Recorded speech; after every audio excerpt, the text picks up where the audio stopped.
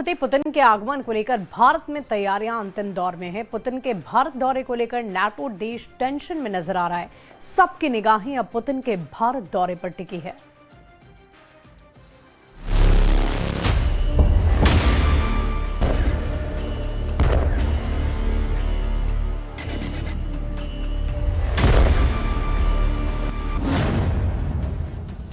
Putin की भारत यात्रा से बढ़ गई ट्रंप की टेंशन।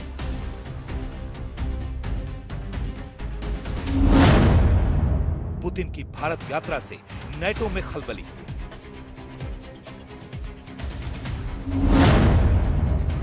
पुतिन की भारत यात्रा से तुर्की बेचैन।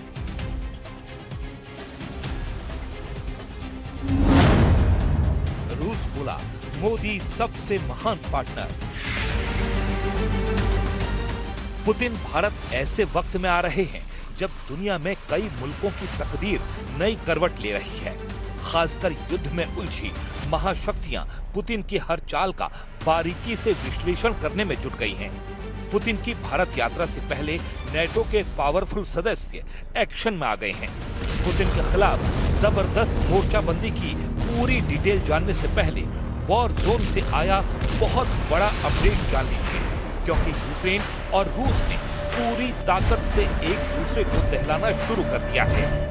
पुतिन की भारत यात्रा पर नेटो देशों का पूरा फोकस है। भारत में जर्मनी के राजदूत ने कहा है कि युद्ध के समय पुतिन के किसी भी कदम को नजरअंदाज नहीं किया जा सकता। We will follow that visit, of course, closely. It is clear that India has different relations with Russia than European partners have. I keep saying that if you deal with Russia, you have every country has their own relationship, but we should not forget that Russia is leading a war that Russia has started. I know that India has been, the Prime Minister himself has been on the record saying that, you know, this is not an era of war.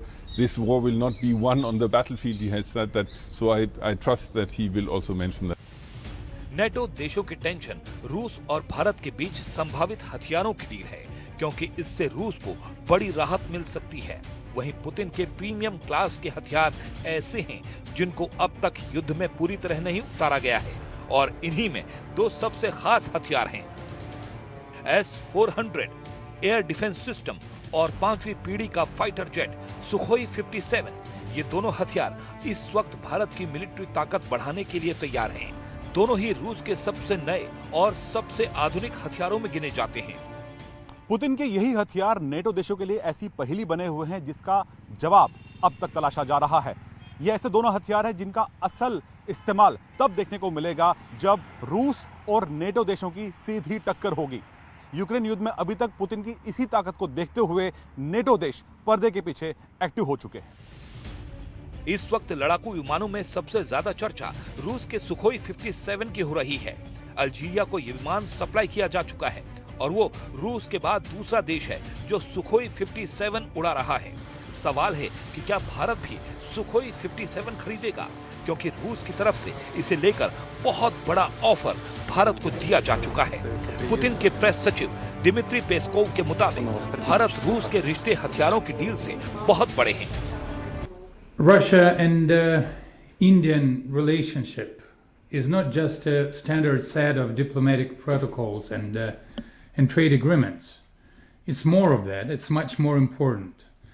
Our bilateral relationship rests on a deep historic background of mutual understanding, of partnership, and a mutual vision of global affairs and system of global affairs based on international law, on rule of law, and ability of taking into account each other's interests. This is a very, very important characteristic of our joint vision of the global affairs. रूस के जंगी जहाजों में जिसका डंका पूरी दुनिया में बजता है वो है सुखोई 57 जेट। सुखोई 57 एक 5वीं पीढ़ी का स्टेल्थ फाइटर जेट है जो रेडार की पकड़ में नहीं आता। रेडार सिग्नेचर कम करने के लिए इसके एयरफ्रेम को अलग तरह से डिजाइन किया गया है। इसमें रेडार तरंगों के लिए खास कोटिंग है और इसके इंजन नोजल्स भी अलग तरह से डिजाइन किए गए हैं। इसका थ्रस्ट वेक्टर कंट्रोल इसे तीखे मोड़ लेने की खूबी देता है। ये खासियत भारत के सुखोई 30 विमान में भी है और यही रूस के फाइटर जेट को और फुर्तीला बना देती है। इसमें सुपर क्रूज की खासियत है, यानी बिना आफ्टर बर्न के ये सुपरसोनिक रफ्तार पर उड़ सकता है। ये समझिए कि एक्सेलरेटर का ज्यादा इस्तेमाल किए बिना ये तेज रफ्तार बनाए रखता है। पुतिन का बाहुबली कहा जाने वाला हथियार का ट्रेलर ऑपरेशन सिंदूर में देखा जा चुका है। S-400 की रेडार कवरेज ने पाकिस्तान को पस्त कर दिया था। S-400 का रेडार 450 किलोमीटर की रेंज तक दुश्मन के जहाज को ट्रैक कर सकता है। इस सिस्टम में 4 अलग अलग रेंज की मिसाइलों को दागा जा सकता है, जिनकी रेंज 40 किलोमीटर, 120 किलोमीटर, 250 किलोमीटर और 380 किलोमीटर होती है। ऑपरेशन सिंदूर में सबने देखा कि पाकिस्तान के विमान जब उसके ही एयर स्पेस में थे तब भारत उनको आराम से ट्रैक कर पा रहा था। भारतीय सेना का दावा है कि आदमपुर में तैनात S-400 के जरिए एक पाकिस्तानी टोही विमान को 314 किलोमीटर दूर पाकिस्तान की सरहद के अंदर ही मार गिराया गया था। हथियारों से अलग जब भी प्रधानमंत्री नरेंद्र मोदी और पुतिन मिले हैं, नई मिसाल बनी है। रूस और भारत के रिश्तों का नया मुकाम दोनों लीडरों ने दिया है। We're proud to have been shoulder to shoulder next to our Indian friends during their historic growth in the most important moments of their history. And at the same time, we are very grateful to India for a very friendly stand nowadays. A very friendly stand towards our country and towards our interaction on in bilateral and global affairs. Putin Delhi से Trump को message दे सकते हैं। Putin यूरोपीय देशों को दिल्ली से अपने अगले कदम पर सिग्नल दे सकते हैं। वहीं प्रधानमंत्री नरेंद्र मोदी पुतिन के ग्रैंड वेलकम के साथ भारत रूस का 23वां सालाना शिखर सम्मेलन भव्य और यादगार बनाने जा रहे हैं। दिल्ली इस समय एक हाई सिक्योरिटी ऑपरेशन के बीच खड़ी है। पुतिन का पूरा मूवमेंट सीक्रेट रखा गया है। रूट सीक्रेट है और सीसीटीवी से लेकर ट्रैफिक डायवर्जन तक हर परत को कई बार टेस्ट किया जा रहा है ताकि ये दौरा किसी भी चूक के बिना पूरा हो जाए।